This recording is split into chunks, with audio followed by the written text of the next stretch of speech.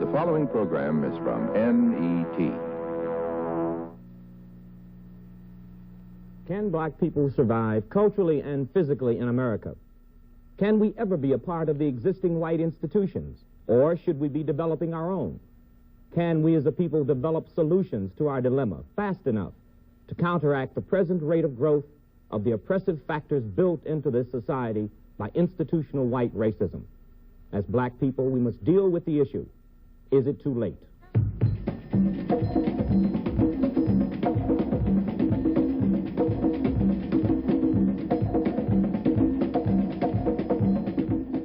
Tonight on Black Journal, Reverend Ralph Abernathy, Imamu Amidi Baraka, Dr. James Cheek, Reverend Albert Clegg, Congressman Charles Diggs, Jr., Mr. Dick Gregory, Miss Dorothy Height, Mr. Roy Ennis, Mr. Vernon Jordan, Dr. John Morsell. What is the present condition of black America? And what will black America's future be? Or will there be a future black America? In essence, is it too late? This special Black Journal program is designed to discuss that complicated question. For the next 90 minutes, we will present a live, unedited, two-way communication system between you and our Congress of black spokesmen. We will be using television as an instrument of positive social reform, allowing black America, for the first time, to question members of her leadership and make herself heard collectively. This program is being aired live only in the Eastern and Central time zones. By calling regional phone-in centers in 8 cities, you can address questions to our assembled panel. Answering these phones are members of the Friends of Black Journal. You can call the regional number nearest you, and in the East, the regional area code and numbers are, for the Boston area, 617-491-5600. For the New York area, 212-765-5960. For the Washington, D.C. area, 202-628-1222. In the Midwest, the area codes and numbers are, for the Chicago area, 312-591-6400. For the Cincinnati area, 513-621-7200. For the Detroit area, 313-871-8700. In the South, the area codes and numbers are, for the New Orleans area, 504-486-5511. For the St. Louis area, 314-725-2460. We do appreciate your patience. Please understand that we cannot use all of the questions we receive, but every effort will be made to use as many as possible. We are also thankful to the members of the panel for accepting this invitation, understanding that their allotted time for discussion will be less than they are normally accorded in television appearances. We have asked that their responses be as brief as possible. This is our first attempt in the Black Journal series at using television for a live two-way communication, but we do not intend it to be the last. Indeed, there are many other black spokesmen, but our physical and technical capabilities have limited us. We do want the public to understand that our black leadership does include persons not on this panel. Sister Fannie Lou Hamer, president of the Mississippi Freedom Democratic Party, was scheduled to appear with us and has suddenly and unfortunately been hospitalized. She sends her regrets and her love. In selecting tonight's panel, we attempted to bring together a diversity of positions and philosophies, held together by the common thread of concern for all black people. The St. Louis Argus, a black community paper, describes this event as follows. I quote, "All over America, black men and women of purpose will be sitting down with their children to view this historic program, to ponder on its message, to listen, to learn, to go forward." Each panelist will now make a brief opening statement, after which we will place your questions before them.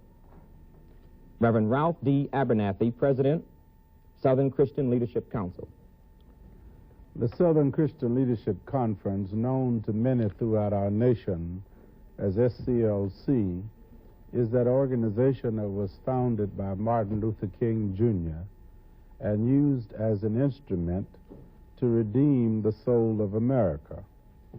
SCLC is now a national organization working across the South and in the major cities of the North for the rights and the needs of black and poor people. Basically, we organize masses of people in nonviolent community action movements and programs. We're working for the total liberation of black people through economic development and control of our black communities. We believe in amassing the collective power of blacks, other minorities, all people, and progressive forces. We seek a radical change in our national priorities, a redistribution of wealth and power, and the creation of a nation of peace and human decency. We also seek to develop and to strengthen our international ties to movements of other people across the world.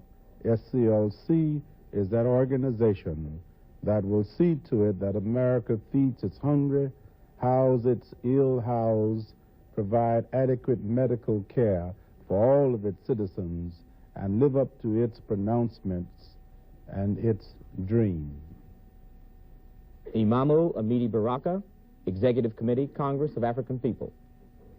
The Congress of African People is a Pan-African nationalist organization that as we believe in the unification of black people, Africans, wherever we are in the world. We also believe that we will not survive and develop unless we are able, through unity, to achieve self-determination, self-respect, self-reliance, and self-defense. We also work to unify diverse groups of black people, African people. We believe that there should be unity without uniformity, that all black groups must be able to work together around common purposes. Before I continue, I would like to state that the Honorable Elijah Muhammad is with us by phone from his home, and along with him is Minister Louis Farrakhan. The Honorable Elijah Muhammad will, at the end of the visible panel, make a position statement by phone from his home. Our next statement will be made by Dr. James Cheek, President of Howard University. One of the major issues facing our nation in this decade is the issue of quality education. Many Americans, black and white, assume that quality education can occur only through integration, where integration has come to mean the destruction or closing of black colleges and institutions of learning, and black students enrolling in predominantly white institutions. At the level of higher education, that is beyond high school, this attitude enacted into public policy has resulted in the continuous deterioration of one of the nation's most important, most strategic, and most essential groups of institutions, the black colleges and universities. After more than a century of service in educating and training most of the nation's black college-trained population, these institutions have experienced, during the past 10 years, serious erosions in their resources, which have seriously affected the quality of their services and which today threaten their vitality and, from a number of standpoints, threaten their continued existence.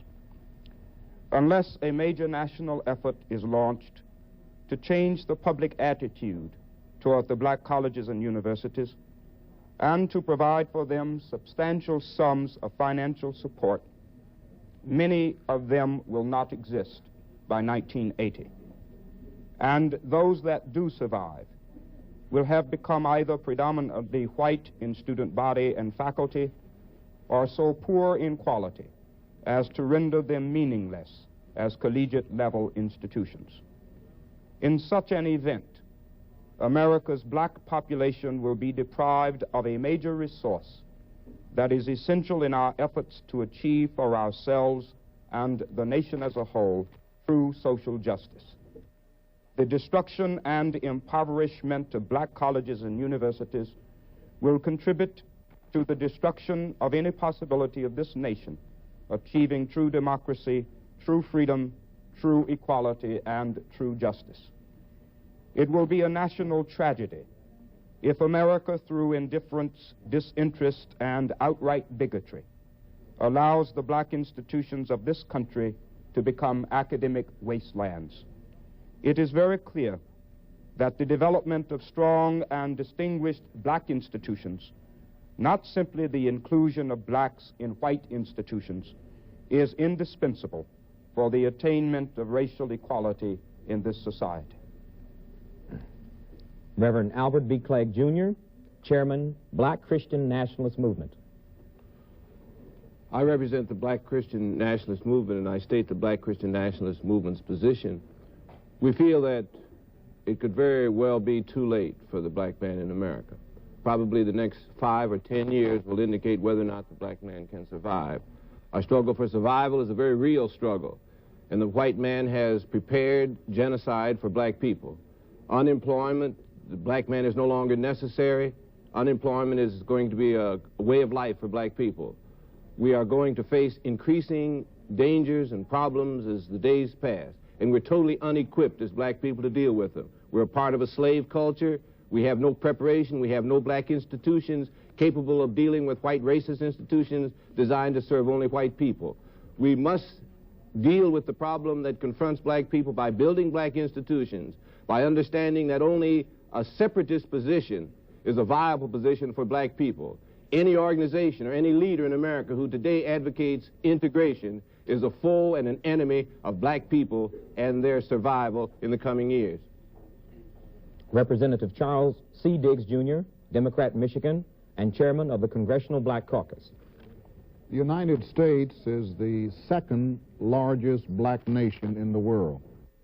The West African nation of Nigeria ranks first, having a population of over 60 million blacks, which more than doubles our own. The Congressional Black Caucus, composed of the 13 black members of the U.S. House of Representatives, believes that we are on the threshold of a new era of political power for blacks, not only in America, but in Africa and in the Caribbean area. There is a kind of heightened solidarity among black people now who are becoming more conscious of the intricacies of politics as an instrument for change.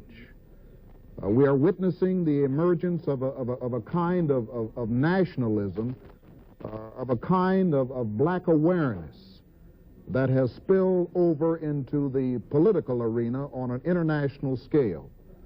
And the Congressional Black Caucus is committed to that kind of objective. Mr. Dick Gregory, social commentator. Is it too late?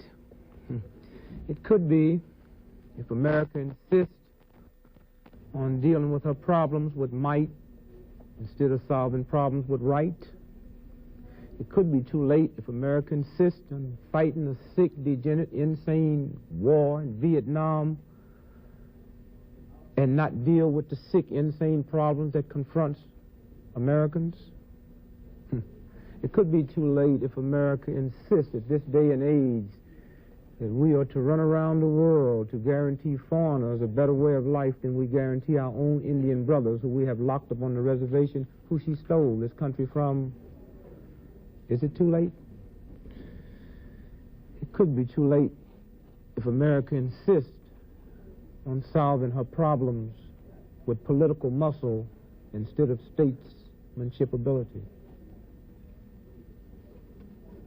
Miss Dorothy Height, President, National Council of Negro Women. Black women face the double handicap of racism and sexism. And Mary McLeod Bethune recognized this as far back as 1935 when she founded the National Council of Negro Women, because she realized that the black woman, whether she was trained or untrained, stood outside of the mainstream of American opportunity, influence, and power. The National Council of Negro Women has encouraged black women to assume leadership roles and to serve as catalysts for social change. Today, as a coalition of 25 national organizations, we've realized that it is too late to have divisions. Women from all walks of life, different ages, political persuasion, social and economic backgrounds are mobilized to help increase the strength of the black family and the whole black community. The work of the National Council of Negro Women is based on a philosophy that I think could be expressed in 3 words: commitment, unity, and self-reliance. And the energy of its woman power is harnessed to fight such chronic inequities as racism itself, inadequate education and substandard housing, hunger and malnutrition, insufficient child care, drug addiction, the lack of economic opportunities, especially for women and their families in the rural South, and the demeaning conditions facing so many of us as household workers. It is late. It's too late to think about a matriarchy. It is the time to think about the unity of the whole family, and women of the National Council of Negro Women feel that in this day, black women can make a difference for justice and liberation. Mr. Roy Innes, National Director, Congress of Racial Equality. The Congress of Racial Equality is a nationalist, pan-Africanist organization of the Garveyite variety. We feel the survival of black America is threatened by racial schizophrenia that plagues a great portion of black leadership. Malcolm called this problem the problem of the house nigger against the field nigger. Its destructive ramifications exist yet today. Black masses are governed and led by an elite few who have split loyalties between their black and white families. These racial schizoids are leading us down the path of racial genocide through the propagation of forced integration and the calculated assimilation. Black people could very well disappear as a people and certainly lose all prospect for black political, economic, and social power and unity. I say this feeling a profound sorrow and a heartfelt concern, for destruction looms critically before us unless we meet head-on the problem of the white-imposed leadership of the mulatto aristocracy and their Bantu lackeys. CORE will not shirk its responsibilities to reveal this truth and expose this conspiracy against black people. Mr. Vernon E. Jordan, Jr., Executive Director, National Urban League. The National Urban League believes in a pluralistic, open society, one in which black people have the same range of choices and options as any other citizen. The Urban League's action programs are carried out by 100 affiliates across the country, and they serve the minority community that is in need of our programs and our community organization projects. We believe that a necessary precondition for an open society is the presence of strong black institutions and the achievement of economic parity. We say it is not too late for black people to get themselves together and to join with others, blacks, browns, and whites, to bring about the necessary restructuring of our society. We believe it is not too late to realize the political and economic empowerment of black people and thus to achieve parity with those whose skin is white, whose opportunities have not been withheld, and whose progress has been steady. Dr. John A. Morsell, Assistant Executive Director, National Association for the Advancement of Colored People. When the NAACP was established some 63 years ago, a number of leading authorities in this field declined to join with it because they said it was impossible that black people could survive 50 years in this country under the conditions then prevailing. 63 years of history has passed, And like my organization, I am dedicated to the proposition that it is still possible to achieve genuine racial justice and meaningful equality among black and white Americans through the social and governmental structures we now have, modified as needed through the democratic process. I believe that the goal of an integrated society, nourished and formed by healthy cultural diversity, is still attainable. I also believe that there is no guarantee that we will be successful, but I'm convinced that if we have any chance at all, it is along the road which seeks a common American destiny and insists upon a partnership of equals along the way. The statement for the Nation of Islam will now be made by the Honorable Elijah Muhammad by phone from his home. Go ahead, please.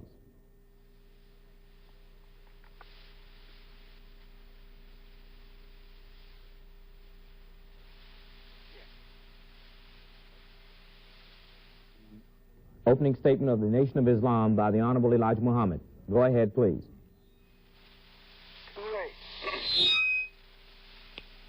I say it is too late for anything that the black man suggests for the togetherness of white Americans.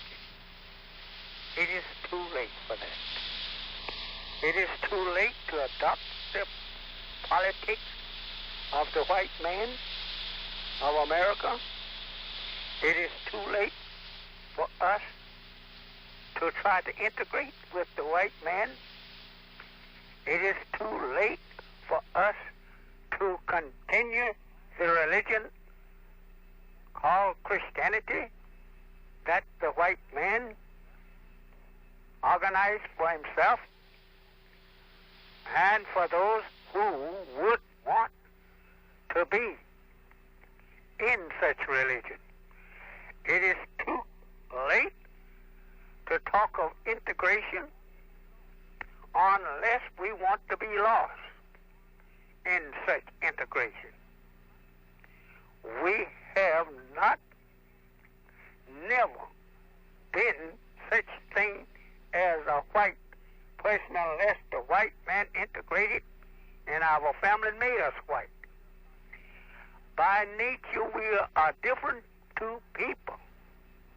We cannot claim ourselves white if we are not born of the white. There is so many black people want to be white rather than black. Therefore, they will speak in that direction of being white. But I say it is too late unless you want to taste hellfire. It is too late. The end of the white man's time have arrived. And therefore, what rights do the black man want to go along with a person that is doomed, divinely doomed? That person should go ahead and take his on, and we take our on. Salvation has come for the so-called American Negro, the black man of America. Why should not he be wise enough to accept it? Your God have come in, not say in no spooky manner. He's in person and offering to the black man of America money, good home, friendship in all walk of life. I believe that you know these things is now true. I don't say that I hate the white man's respect for us. We surely got it. We went to Washington, and the white government of America honored me better than all the black people in America ever have respected me for 40 years. They led me up Pennsylvania Avenue like I was a king or queen, pardon me saying queen, like if I was a prince for a new government somewhere else. I think the white people, they did a wonderful honor to me twice that I visited Washington. They have never disgraced me in the way of trying to mock me as a messenger. No, they honored me, and I thank them for the honor they give to me that my black people never dared to do, out of Washington or in Washington. So this is true, that they know more about me than my own people. They know that God has raised me up to teach the truth. They don't argue with me about it. They don't try to mock me, disgrace me. They are very nice to me. But it's my black people that is the one who does the mocking and disgracing they try to do. But I want to say this, and it is true. You cannot disgrace a true servant of God. You disgrace yourself. I don't say this trying to say anything against too late. I am coming to that and right. It is too late for us to go to work to try to be equal in politics with the white man. You cannot be equal with him in politics that he has made himself. You cannot go and get beside him if he gave it to you in office in Washington to be the equal with the white man while you don't know, while he knows. He makes them himself. I say we need to make politics of our own. If we want politics, make them of your own. We cannot use his politics because that they are made up of his know-how for self. And this thing that we are after today is something for self and not something for the white man who has 6,000 years to have made his world, and he has made it. There is no doubt he didn't lose 1 minute in making him a world. But we are this poor slaves who has been trodden down by the white race in trying to do something for self. We have not did nothing for self. I want the big white people to do something for us.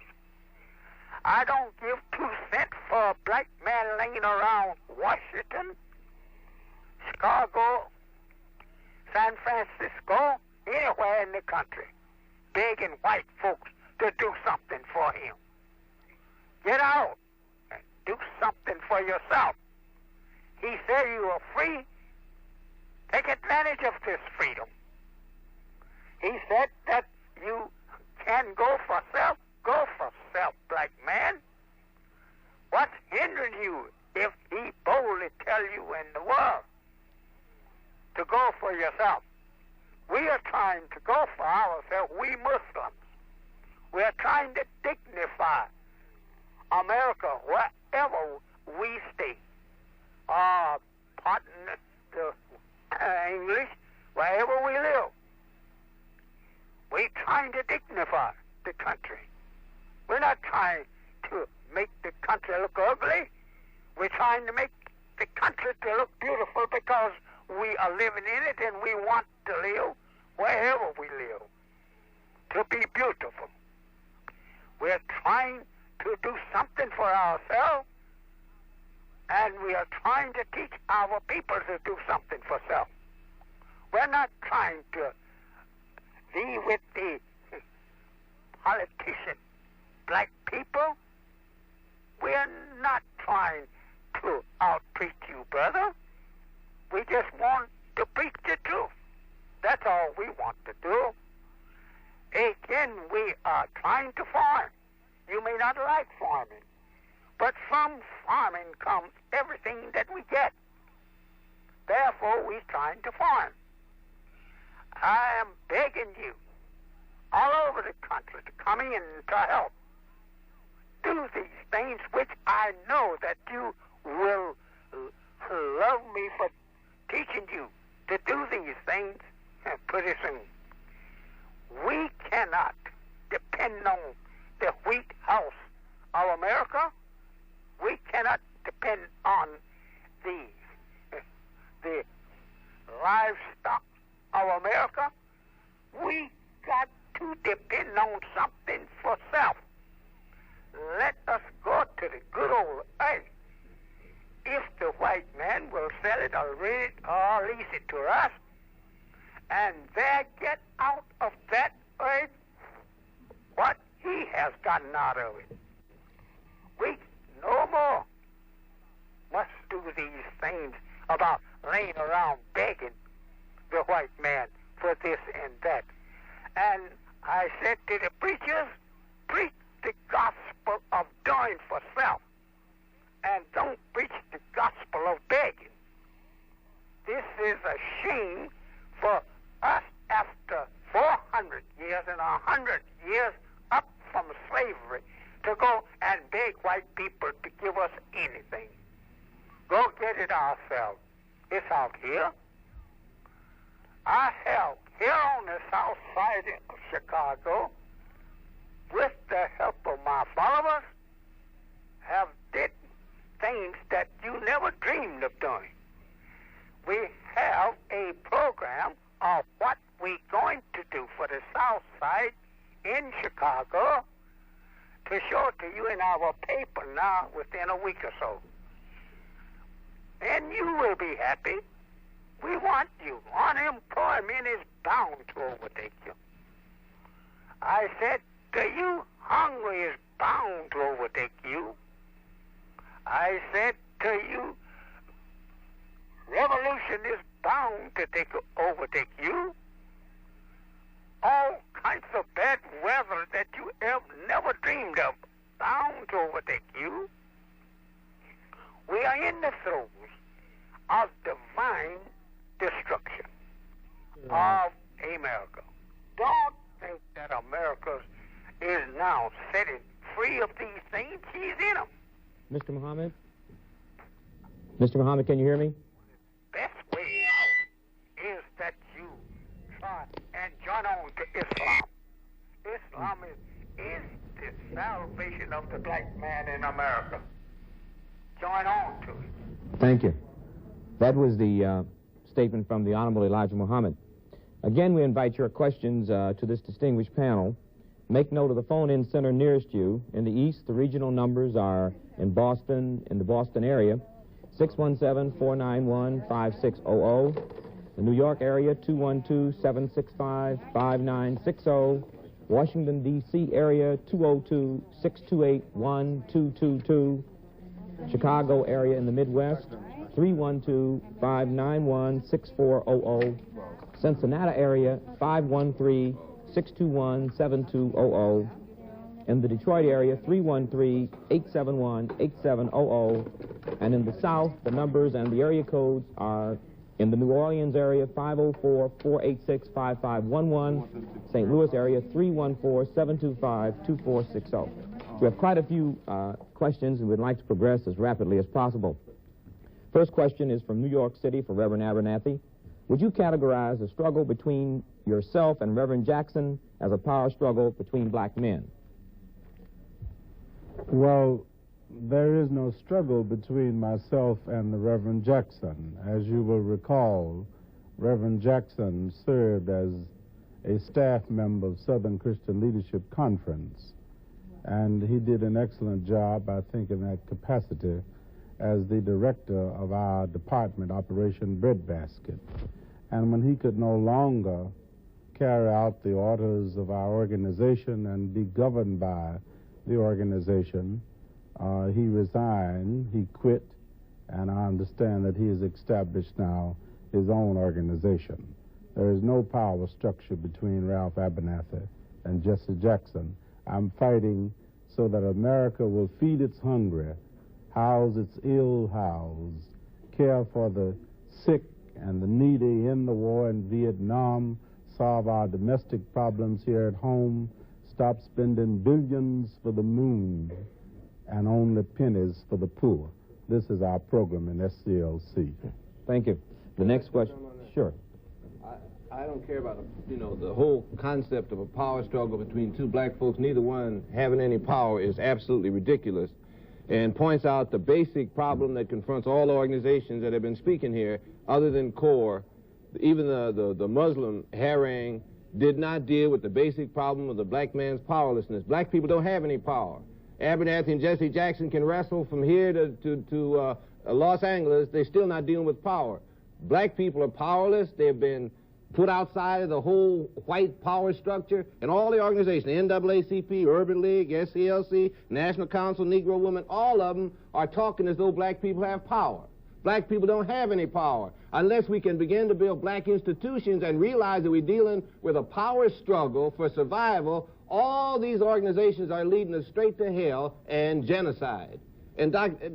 Abernathy ought to understand it couldn't be a power struggle because neither one of them have any power. NAACP has no power. Urban League has no power. No black organization, no black people in America have power. They're fighting for survival from a powerless position, flat on their back, begging white folks, and that was almost the tenor of the Muslim position. They were begging white folks, please sell us some land, give us some land, let us exist. White folks are good. That's a self-hate kind of thing that black folks find themselves degenerating into because black people have no power and they have to beg white folks to give them whatever they want. And I say black people and black Christian nationalism says we have to approach the whole problem in terms of power. Black people have to begin to build institutions. Every institution that exists belongs to white people, was built by white people, and serves the interests of white people. And for black organizational leaders to be sitting there talking as though they have power, as though they represent something. We want to represent everybody. We want to bring everybody together. We want to build a beautiful America. We don't want to build no kind of beautiful America. We want power for black people, and we're going to have to fight for it. It demands confrontation and the willingness to do anything necessary to get power. And we got to take it away from white people. White people are not going to give black people anything. Politically, economically, or any other way, black man is no longer necessary in America. And the white man is hell-bent on genocide. So we have to understand we've got to build institutional power to deal with the white man who has decided to destroy us.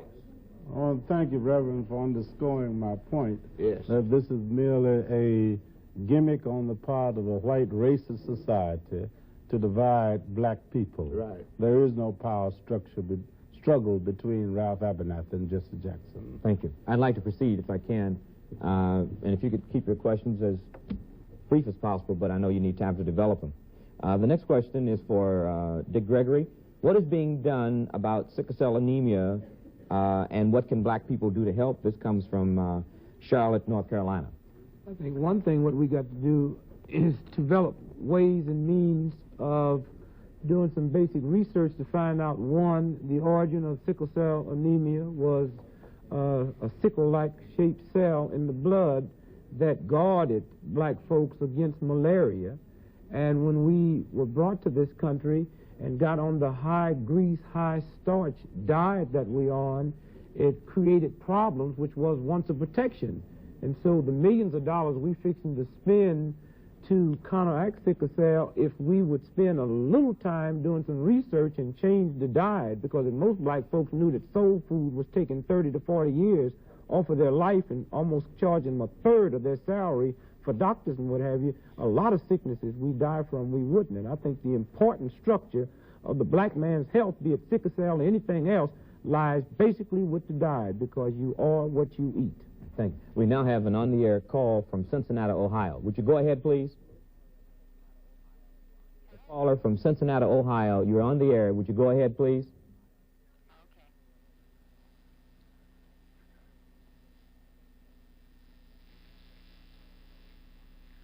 My technical difficulties.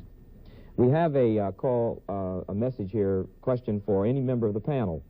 Does the panel think the Democratic Party can serve as a tool for the liberation of black people, or should it be necessary to create a new political party?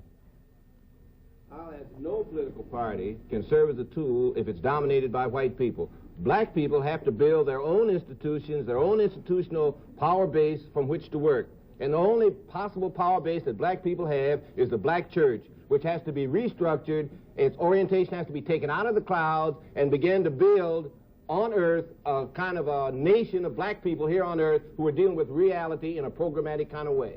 Would Mr. Baraka or Congressman Diggs like to speak to that, since you're involved in the political convention? The National Black Political Convention, which takes place in Gary, Indiana, March 10th through March 12th, will be addressing itself to the empowerment of black people through this kind of an instrument, without any reference to partisanship.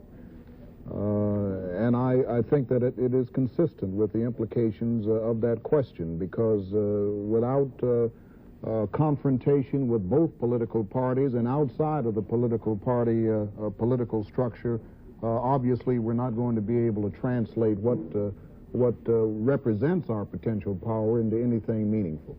Mr. Baraka, you want to respond to that? Yes. Our basic position is that the first thing we have to realize that we are a people, a particular people, that we are not Americans except by default of being here in the same space. But what we have to realize and what we are trying to articulate is that I think almost all of our brothers here have a correct position to a certain extent, from the Honorable Elijah Muhammad to Brother Clegg to Congressman Diggs, that our problem is that we seem to think that the diversity of our beliefs is somehow has to keep us apart. That I think when we learn that it is institutions, alternative institutions, that will be our salvation. But we have to be able to orchestrate our community, that is, to pull together a kind of unified national black community, so that the Christian nationalists or the Christians or the Muslims or the people who are talking about integration or the people who are talking about Garveyism, that somehow we can function as a nation of people, as a people. That we can sit, just like we're sitting here, and say to each other, try to agree on certain things that we have to do as a people. So that, say, we can agree that the Christian nationalists and the Muslims and the, people who are politically motivated, that, say, on one issue, we can get together and deal with that particular issue from the point of our collective strength. Because we don't have any power because we have not focused and created an instrument through which to translate our power potential into actuality. Any such instrument would be wholly dishonest unless we are able to come together and admit our diversities and identify them, for us to stop lying about what we are. We have a serious problem in this country among black leaders, wherein very few these days will honestly call themselves integrationists while pursuing that path with all of their energies and resources. We need to be able to admit our diversities, identify them, then there might be a chance to come together in some kind of instrument. All right, we now have, yes, Dr. Morcell. I'd like to make a brief, quick comment. I hope it would have the effect in part of bringing our discussion back into a reality of the here and now. Now, I have no quarrel with people who want to engage in philosophical speculations about the ultimate culture and the ultimate this and the ultimate that. But I call attention to the fact that we are a minority of 10 or 11% living right here and now in the United States, in the midst of institutions in which it is certainly true we have very little power.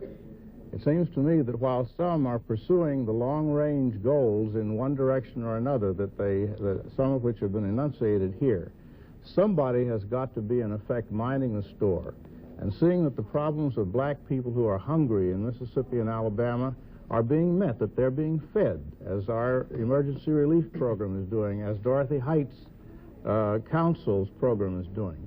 Somebody has got to see about finding jobs, about seeing people are trained for jobs, because no matter what system we have, people are going to work by the sweat of their brow, and that's the way they're going to earn their bread. They're going to have to know how to work and how to work skillfully and well.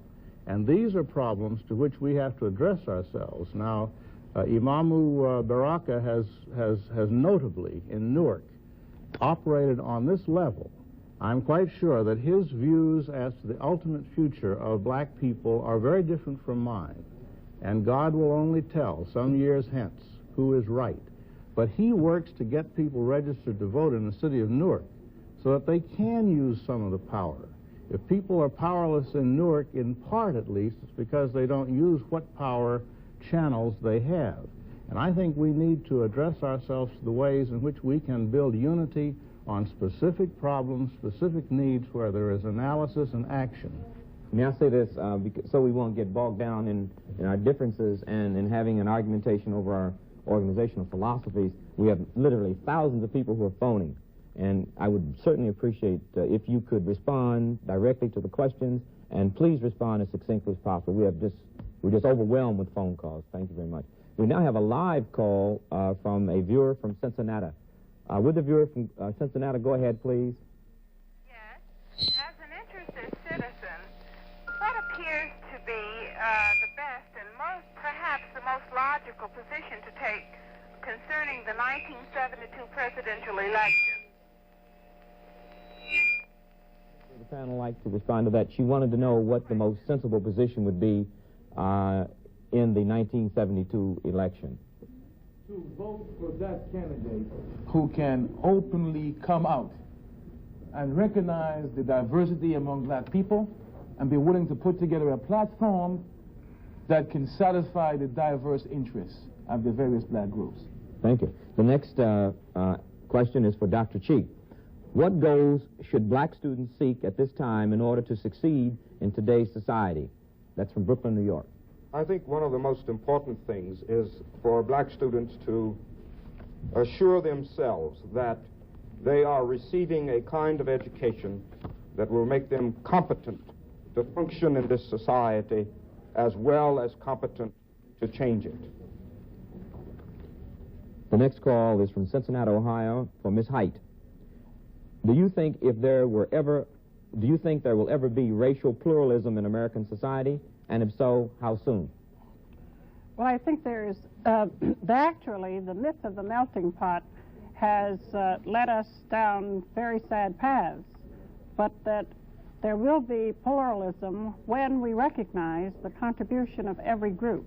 And I think that is why it seems to me when black people are talking about our contribution, that we are trying to make America more of a pluralistic society by recognizing the contributions of all of its people rather than expecting any of us to give way for something called a melting pot. The next question is directed to Reverend Clegg. If there is no difference between your organization and that of the Honorable Elijah Muhammad, why don't you join forces? Well, that's, kind of a ridiculous question. There are differences between black Christian nationalism and Muslims who have a Muslim position. We're willing to join forces with anybody who rejects integration and is willing to take a programmatic approach to the solving of the black man's problems. We have to understand that the black man is in a slave culture. That's why so much of the talk that's coming out here is coming out of a slave culture, where black people feel inferior, where the white man's declaration of black inferiority has been accepted by black people. That's why black leaders talk out of a slave culture whenever they open their mouths. And their organizations, even when they've learned that black people have changed and they start to try to sound like they're opposed to integration, begin to talk in gobbledygook because they really are working toward integration, and that's what they believe in. So I would work with Elijah Muhammad. He's closer to trying to do something than most of these other organizations that are represented here, with the exception of Roy Ennis. I've just been informed that Mr. Muhammad would like to respond to your comment. Mr. Muhammad, you may go ahead, please.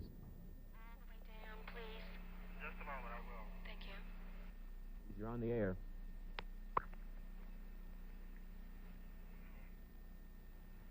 No. It is too late.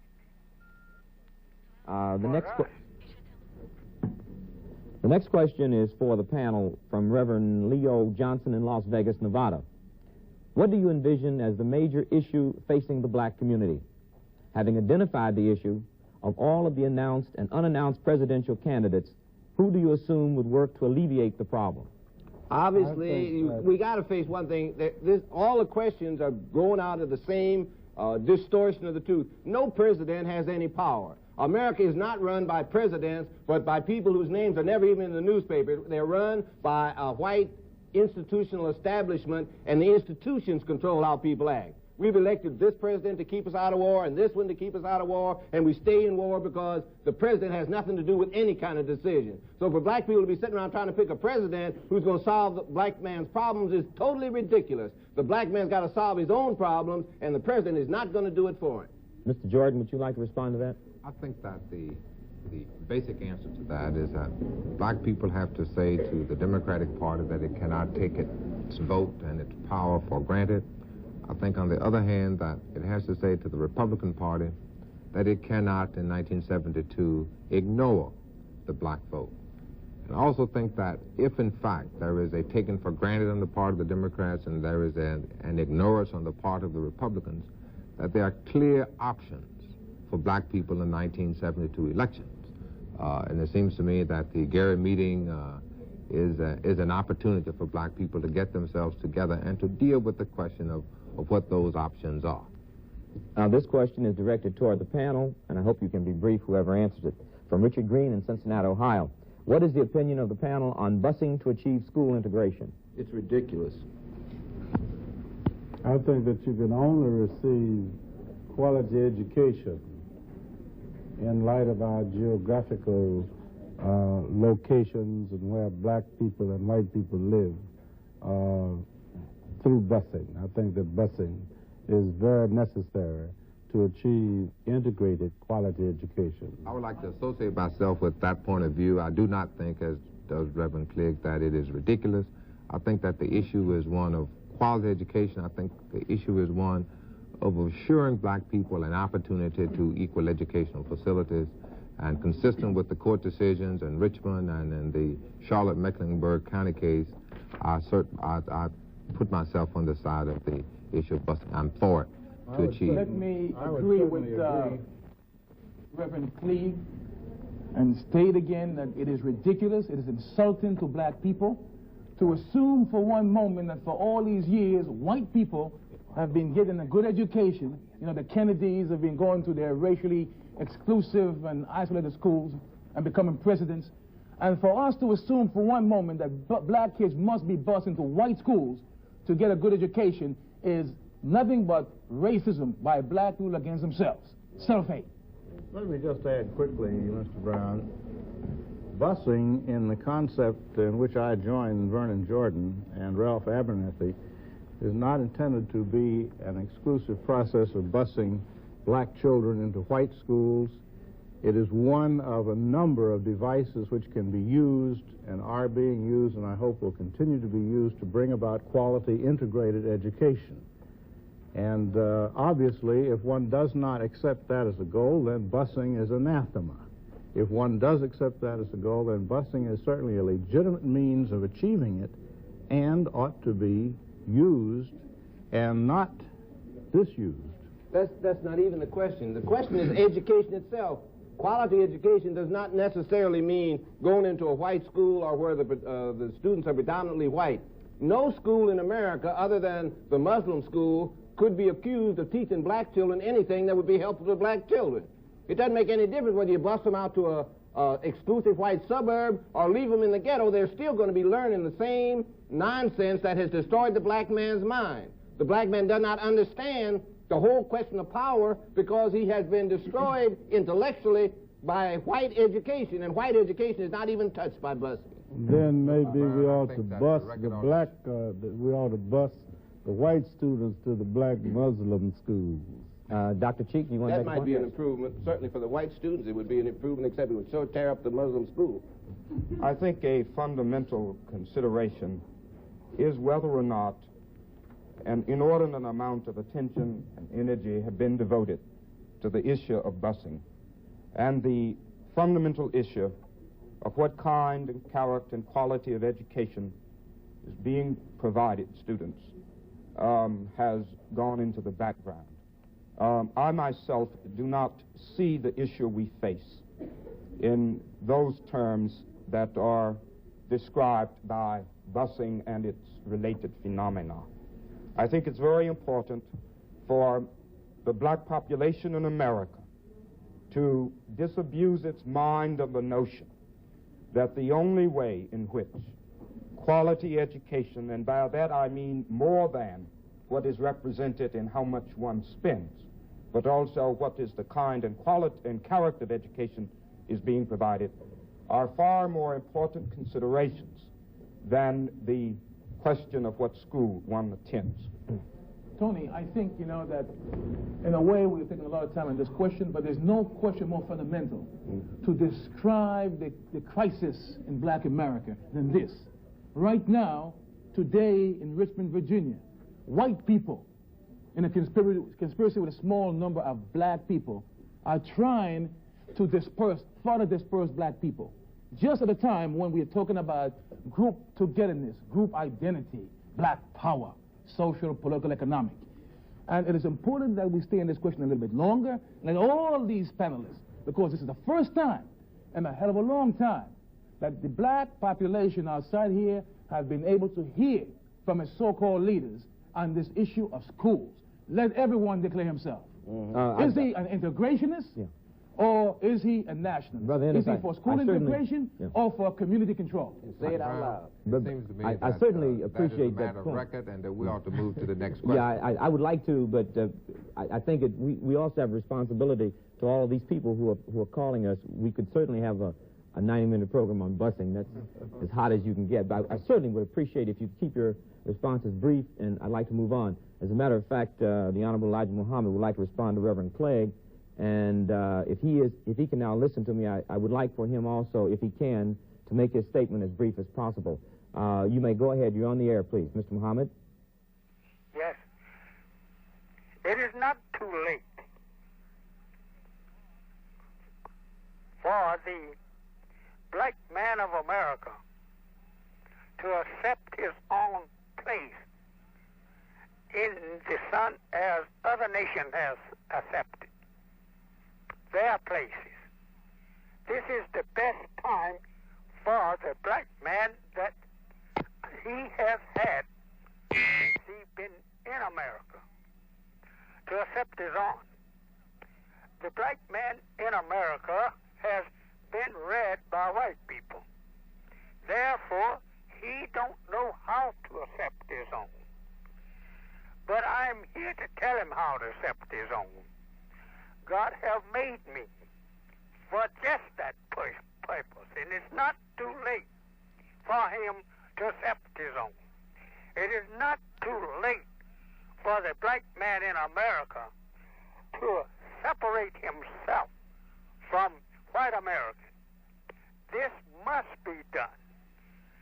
The black man, I want to say to him, he's not too late to set up a government for himself. It is not too late for the black man to take over that which God has offered him to take over. And that is the whole entire thing. The whole earth belongs to the black man. Everything belongs to the black man but white man. He don't own white people, but everything else belongs to him. And it is time that he take it over. It is time that we realize the fact that we have been here 400 years serving, almost servitude slavery for all these years.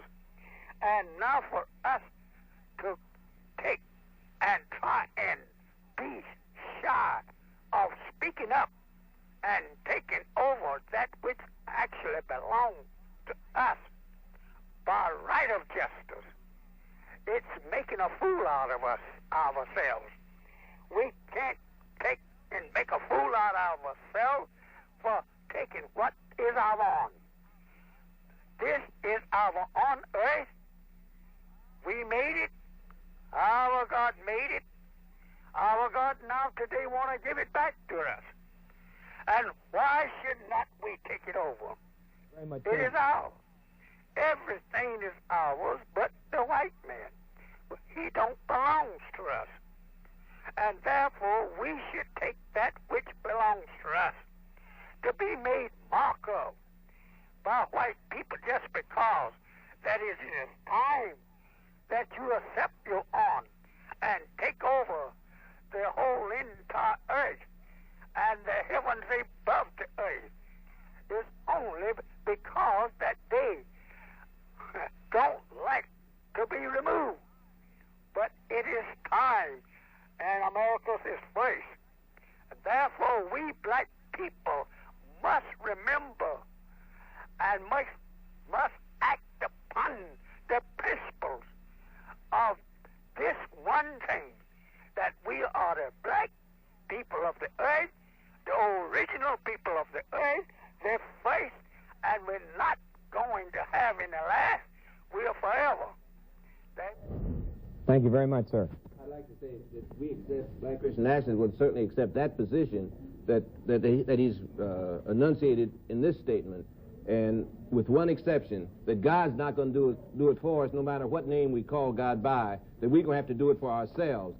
The historical aspect of his statement is absolutely correct. Thank you. Now, the next question is the similar question phoned in from 3 cities and 3 people: Curtis Richardson in Columbus, Ohio, Joseph Jackson in Boston, Massachusetts, and Ruth Scott in Manhattan, New Jersey. The question is to the panel: can the panel function as a group in resolving problems for black people? No, the panel can't function as a group because the panel doesn't have any position. Most of the panel is integrationist, which is outmoded and obsolete and will tend to destroy black people. The members of the panel who believe in the black man building his own life, building his own nation, are separatists and cannot possibly function with a panel of integrationists. Integrationists are going to have to learn through the process of the white man's efforts at genocide that integration will not work. White people do not want to integrate with black people. Now, you can holler about if they will do this and if they will do that. White people are not going to integrate. They're not going to deal in terms of morality or moral values. They're going to deal, as they've been doing, in terms of the self-interest of white people. And as soon as black people learn that, then black people can begin to deal in terms of the self-interest of black people. I think the question is to the point of functional, operational unity. It's impossible to function together if you don't have the same position. How can a separatist and an integrationist who are both black function in terms of a white man who's out to destroy both of us? Ms. Barack, you have any views on that? I think what I tried to say before is that what is lacking, just like what is lacking in our community, like is what is lacking on this panel, is the sense of trying to integrate the black community. In order to have a nation, to have a national consciousness, you have to have national integration. That is, you have to be able to move to a point of sophistication and maturity where you are able to take diverse groups within a national group. The one similarity that nationalists and integrationists have is that we're both black. And neither one of us, by our ideologies and philosophies, can erase that fact. So what we're saying is if we can bring about the integration of our own community and begin to create an institution of our own community's political development, and politics not meaning just voting, but politics meaning community organizing, making alliances and coalitions, developing the power to disrupt, and also being able to elect people to office. But by able to integrate, to bring together our community as one totality based on the fact that we are black people. And unless we are able to do that, bring our people together, then we'll never be able to make any movement because we'll always be working at cross purposes and against each other. Now, the fact that someone can say they're integrationists, and I know as well as you do that that is an absurd position in a theoretical way, you see, or a real way. But what I'm trying to say is this: I am not going to press the theory to the detriment of the reality. I would rather try to get black people together, you know, to solve all kind of diversity than to be so hung up on the theory of my own ideology that I would drive people away from me. That's beautiful, Right. But what we've got to understand is one thing, that we cannot go along with integrationists. We have got to, black people have got to drive integrationists, integration organizations, the black church and its integration thing. We have got to drive them out of the black community. Right. We can't put together a program that's dependent on dealing with black integration. They are the enemy. Black integrationists are just as much the enemy of black people as white people are, because they are the lackeys of white people, doing the dirty work that white people would ordinarily have to do for themselves. If we can, because we're running very short of time.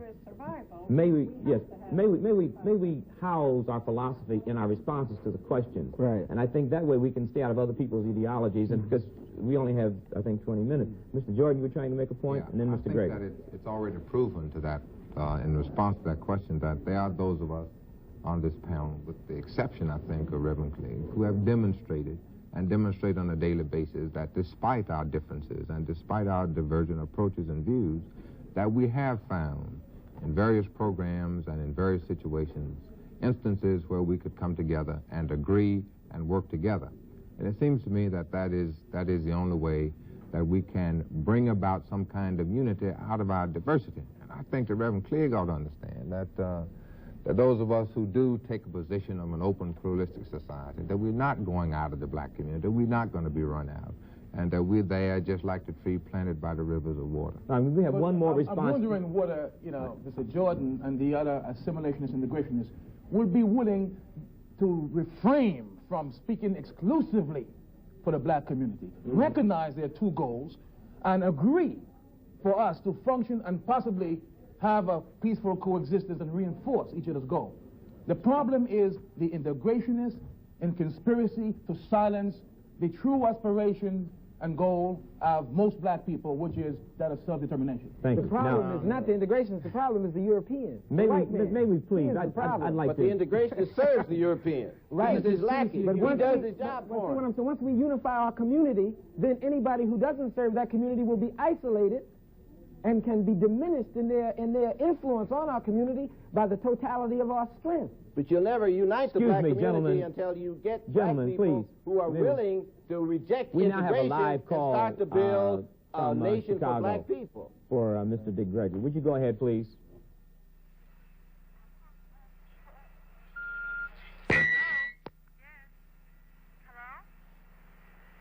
Would you ask your question to Mr. Gregory? You're on the air. We're having difficulty there, too. We'll be back to it in a minute. You want to make a statement? Yes, I think, many people have different ideologies sitting here, but to the basic point of that question, I have 9 kids, and the physical suffering that go on in this country, I could leave this earth today and have no doubt that everyone on this panel could deal with all of the physical pains without getting involved with ideologies. There's no one on this panel here that couldn't deal with that in a very brilliant and honest and ethical way. Thank you. The next question is for Ms. Hite from Darlene Williams of Chicago. Please comment on black women in the women's lib. Well, black women have always had to fight for liberation. I think that this question probably pertains to some of the new thrusts towards liberation that have been strongly pushed through white women. Seems to me that one of the best examples we have today is the thrust of a Shirley Chisholm on the national scene, where black and white women are recognizing the need for the talents of women to be fully expressed. And I think that black women have not been able to communicate only around the issue of personal development, because we feel that our problem of liberation is tied up with the whole liberation of black people. So we have to work not only for the liberation of black women, but for the whole black family. But indeed, we are joined with all women in the struggle for liberation. Thank you. Now, this will be another hot question. It's to the entire panel. Whoever responds to it, I would appreciate brevity. From Phyllis Waller in New Orleans, Louisiana. How does a young black listening to this program comprehend the idea of being black faced with so many concepts? First, the young person ought to read my book, Black Christian Nationalism, and that would answer all the questions and dispose of most of the arguments that the integrationists have brought up here. If the young fella cannot locate Reverend Clegg's book in a It ain't hurry, hard to locate. William Morrow, published in New York State. If the young fellow should happen to have difficulty locating Reverend Clegg's book, and a great many bestsellers are not always available on the shelves, they're being snapped up so fast that they run out of them. I would say that his first job is to become true to himself as a person, an individual. He can do this and it may well be through Reverend Clegg's book, he's got to know a great deal about his own past, about his own capacities, about the fact that his blackness is not a limit upon him. Now, it's easy to say that. People have been saying it for many years. The actual achievement of it is far from being that easy or as simple as it sounds, because it has to be twofold. He's got to know what the past was, he's got to know what he himself is, and he's got to struggle against adversity and make it. Nobody can achieve true manhood either by reading books or by engaging in philosophical dissertations or any other way except by struggle, individual struggle and group struggle. And that's what is ahead of this young man and all of our young men. Thank you. I should also think that this panel is reflective of the fact that all of us are shaped in our ideas and our attitudes by our own individual experiences. And it seems to me that that young man must deal with himself, as John Mossell indicates, based on his own experiences. And I think he not only ought to read Reverend Clegg, but he ought to read Booker T. Washington and Du Bois and Malcolm, Martin King and everybody else, Garvey, whomever. And based on that, it seems to me that he has, for himself and by himself, influenced by whomever might influence him, anybody on this panel, arrived for himself as to what he is, what he wants to be, and what his philosophy of life is. And I think that this panel is to a large extent reflective of that. And I'd like to see him consider the black woman as his full partner. All right. And may I say this, that even more important in my estimation than all of this is the fact that we are all here this evening grappling with problems and working in the field of ideas. We're here because we are black. We're here because we are concerned. Certainly, there is not uniformity, but I have the great feeling that there is unity, and we must find that unity. We're in search for that unity, and I think that that should reign clear in the mind of that young man, that we are searching for that unity. We are searching for that truth. And if we keep searching, certainly we shall find it. All right, yes. Briefly to the young man that this diversity is not unique to black people sitting here and no one else. In his life, he will find a choice of religions, which he can choose one or many, a choice of foods, a choice of music. I think the ultimate end for this young man and most young people in America and the world over, you got to make a moral stand, and that ethics is what's going to be the guiding force. And in the total end, victory will be won, because what we're really talking about, and all of us sitting here is talking about, to relieve suffering of black people. The safest way we can all unify that is, say, rally behind the moral force and the ethical power, and we'll move. I'd like to say to the public, we certainly appreciate their patience. We're dealing with as many questions as we can and as rapidly as we can. The next question is to Congressman Diggs. How relevant are President Nixon's policies to the black community today? Is he expected to get much support from black communities in his re-election bid? That's from the Black Audio Network in New York. Well, I think one of the strategic questions for black people in 1972 has to do with the political implications of a presidential election year. And I think rather than concentrate so much on the whole thought of who we're going to support, there are many people who are very much concerned and are prepared to concentrate on unelecting Nixon as a goal. With whatever combination of forces that can be exercised to accomplish that based on the record of his benign neglect on a domestic level, and certainly crowned by his attitude toward the emerging nations in black Africa. We now have a live call I'd like to get on. We have a call from Boston. If you're on and can hear me, would you go ahead, please? Yes, this is still in response to Congressman Diggs' question. would the Black Congressional Caucus plan to endorse Mrs. Chisholm as a presidential candidate? Black convention plan to endorse as a presidential candidate? Well, the Congressional Black Caucus, as a matter of policy, does not endorse candidates. Obviously, the candidacy of Shirley Chisholm is a matter of keen interest to all of us. There's no question that Shirley Chisholm's candidacy has raised the level of political aspirations of black people in this country. And there's no question that her impact in these presidential primaries and that she plans on entering from Florida all across the country, hopefully in my state of Michigan, is going to be a very strategic instrument for brokering black political aspirations for 1972. Thank you. This is a question from Miss J. Williams in Boston. Do you believe that it's possible that genocide will take place in America within the next 10 years, and will it be sanctioned by the government? Yes. Very possible, and it will be sanctioned and led by the government. Thank you. The next question is for Dr. Cheek from Patricia Hammond in Milwaukee, Wisconsin. What is your opinion concerning the black intellectual, quote, brain drain from our black colleges, and how will this affect the black race in the next decade?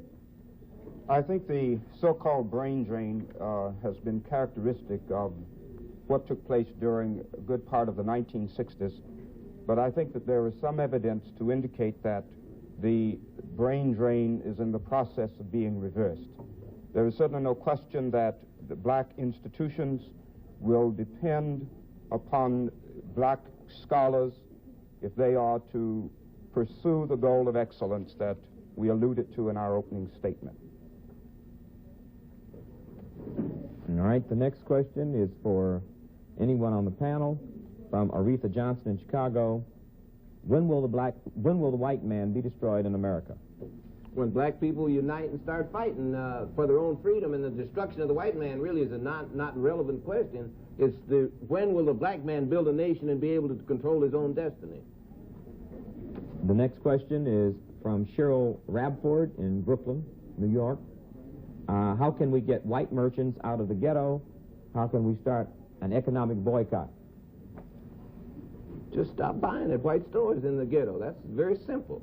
If black people would stop buying, they'd have to leave. The whole question of, again, of control of the community begins first with a movement to unify all the diverse forces in the community, to build some kind of power, political power based on that unity, and then to move to economic development. But as long as we are diverse and don't have a structure to deal from, a national structure that includes all the diverse elements, to put together national black policies and national black agendas, you know, to deal as a quasi-governmental, quasi-national form and structure, then we will still be dealing with very small programs engulfed by a very large program. Brother Baraka is talking continually about this national structure, and it's important, but the brother should deal with the fact that most of these national structures and national meetings are called by the integrationists, assimilationists, to serve their own ends. And usually they include the rest of us, the nationalists, so that we can help further that end. Well, I think this ought to be known, is that the people sitting on this panel, if they are actually real, each have constituencies. So to say about an integrationist as if he were one person in the world, if you go out in our community, you will find that there are many, many, many integrationists out there, and many, many moderates, and many, many nationalists, and many, many Muslims, and many, many Christians. What I'm saying is we each have constituencies, but how to unite those constituencies so we have a nation, a national presence, a national political and economic strategy. And I don't think that nationalists are so weak-minded that they can be co-opted by so-called... Gentlemen, can we move to some more questions so we can get out of the ideological argument? Another question for anyone on the panel. Can blacks live under a capitalistic society? Shirley Waits in Philadelphia. We've been living under it, but it's a process by which we die slowly. We have not been living very well, and the black man is going to have to cease being purely concerned with consumption and begin to go back and build his own type of economic system, pull himself up by his bootstraps, giving service, working, doing the kind of communal thing that's now being developed in Africa called Ujima, where communal work programs where black people contribute both money and time to build for black people. All right, I put it this way, Tony, that black man can live under capitalism, as Reverend Clegg says. He's been doing it. I think it's the one thing he and I agree on so far tonight.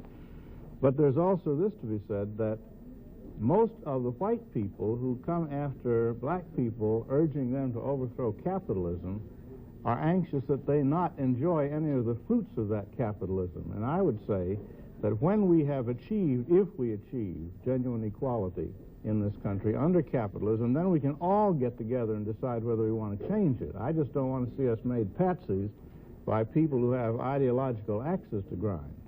But I think it does mean that we have to be willing to examine the systems under which we live to see what kinds of change might make them more humane, and so that we would not have to have enough unemployment, enough racial discrimination, enough war to keep our system going. Change is really, it seems to me, what we need to examine and find a basis to move toward.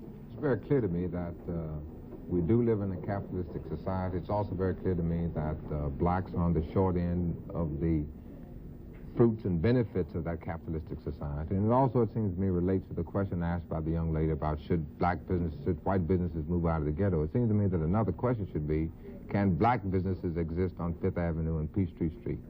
And that seems to me to be a very basic question as we look at the whole question of the capitalistic system. Very few minutes, and I'd like to field this one from Bernard Witt in Newark, New Jersey. Who is the most powerful black man in America today?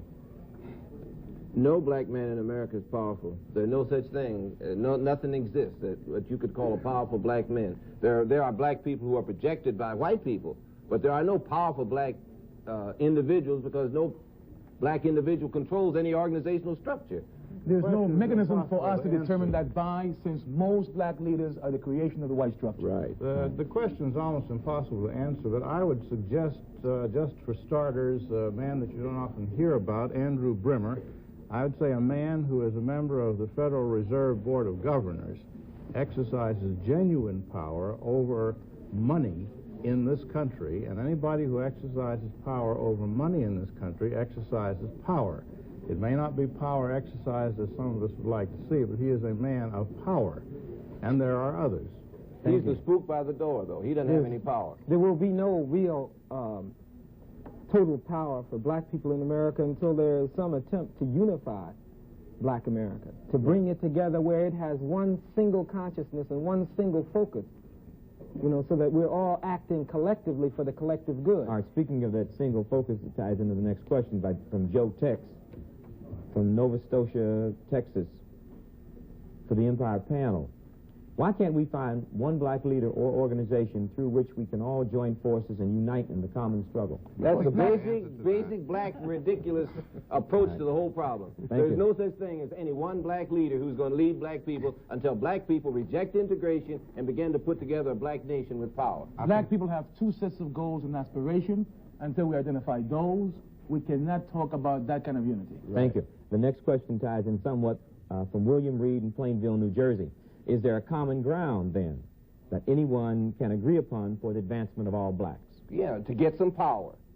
Our powerlessness is the thing we suffer from. Either we escape from powerlessness and get power to control our own destiny, or we end up the victims of genocide. I think that there would be a consensus here, if that's possible, that the goal of political and economic empowerment on the part of black people is a desirable goal and hopefully an achievable one. I think that the difference comes as we relate to how we get there and the means by which it ought to be achieved. Thank you. This question, Dick Gregory, I hope you can answer succinctly, from Ronald Webb in Washington, D.C. Do you feel that the U.S. government will use sickle cell anemia as a form of genocide? No, I think we use sickle cell anemia as a form of getting your attention off the real killers. We as black folks got to ask ourselves, how many sickle cell anemia funerals have we been to compared to how many black folks that we know have died from lead poisoning and rickets and sugar diabetes and heart trouble and all of the other things, and from that point put it into its perspective. This question is from Leroy Davis, Louisville, Kentucky, to Dr. Morsell. How can parents prepare their children when they are sent to schools where the thinking is not within a black spectrum? Well, whenever parents have a problem of a diversity between what's taught in schools and what the parents believe the kids ought to know, they have two possibilities. One is to find another school if there is one. If not, and this has been done successfully over the years, as witness this panel right here, we did not all learn the same things in the schools we went to. And the product of our minds today shows that other influences in school were at work. And in most of these cases, I would bet it was our parents who were able to exercise the kinds of influences they want. School can't do it all. The parents must. I can understand why that gentleman from Louisville, Kentucky has a question, because the Morcells organization has been successful in dispersing black people in Louisville, so much so that you can hardly find a black administration school. Until this young man is able to go to school controlled by his people, he cannot get a good education. Thank you. I have a very direct question, and this viewer would like a simple yes or no answer. This is directed to Dick Gregory, Imamu Baraka, and Dorothy Height. Simple yes or no. Are you for or against busing? I suppose I should say, or are you for busing? Yes or no. Mr. Gregory? I'm for it under certain conditions. Mr. Baraka? No, I'm not for it. I think it's an irrelevant question, actually. Ms. Height? I'm for busing and anything else that assures quality education. I think that's an irrelevant question, though. The question should be, how can we create institutions to benefit our own people, you know, or control institutions that our people are in? How can we gain control of the public institutions like schools now? We only have 2 minutes left, 1 minute, and the messenger would like to make a closing statement, and I hope he can make it brief because we're going off the air in a minute. Mr. Muhammad, can you hear me? If you can, would you go ahead, please? Pardon me? Go ahead, please. We only have 1 minute left. Hello? Hello? We only have 1 minute left. Would you go ahead, please? All right. This question, we're having technical difficulties with the phone. This last question, it has to be, would someone answer it very briefly to the panel? What are we going to do about the forgotten black brothers in prison? We're going to work on prison programs at penal reform. We're going to try and change the whole system of the way we deal with crime and criminals. And we're going to see that all largely black criminal populations are not watched over by largely white or all white guards, wardens, and other caretakers. That's powerless black people can't do anything about the prisons. We are doing something about it. That's an illusion that black people go through, that they can do something about the problem. I think also it's very important that we realize that at the heart of the problem is how do we keep them out of prison. Thank you very much. Racism is the cause of it all. Right. And that while we're working for law and order, we have to be sure we're working for equality and justice. Thank you. Our time is out, and we would certainly like to thank all of you for not necessarily an agreeable panel, but certainly a very interesting panel. And I think to some extent we have to reflect the diversity in the black community, which is very honest. Thank you again.